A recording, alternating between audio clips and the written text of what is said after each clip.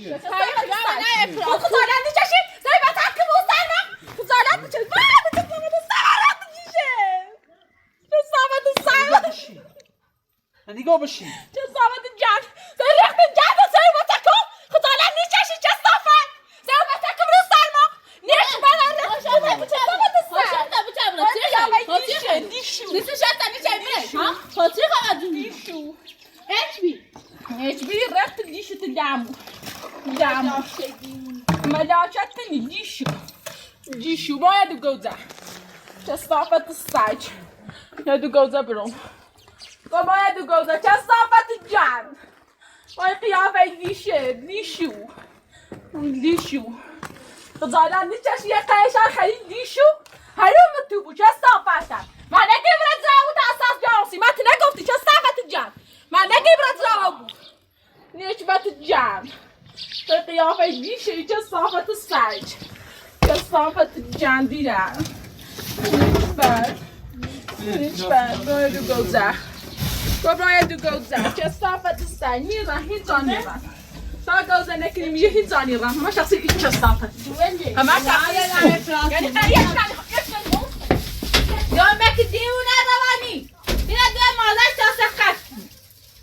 مگه چه ایچ نچه چرا بیدی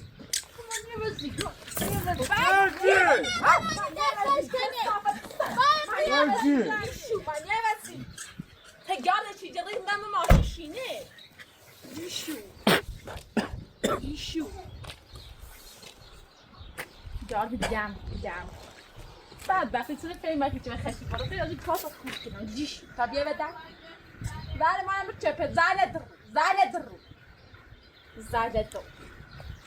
قبل دقیقه جمعونه بره و بازار دیشو هکه صافت جایم در نبوده دوندون دیشو قیافه جانی این میتانه که بابا بابا خبره کورو خب من کردی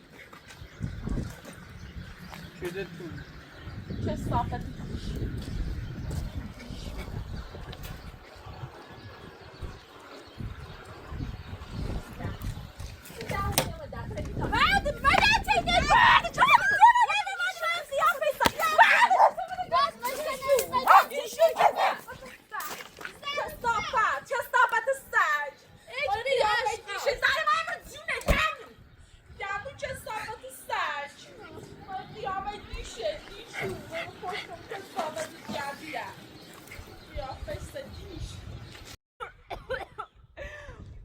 دقیقه هیهن اذیت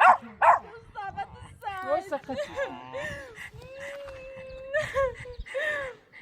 نجمیم نتوه دیگه را دیشو کن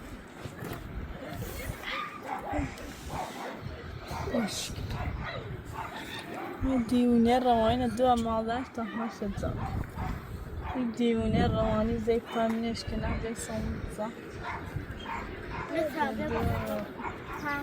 بقى فاتش إذا بشي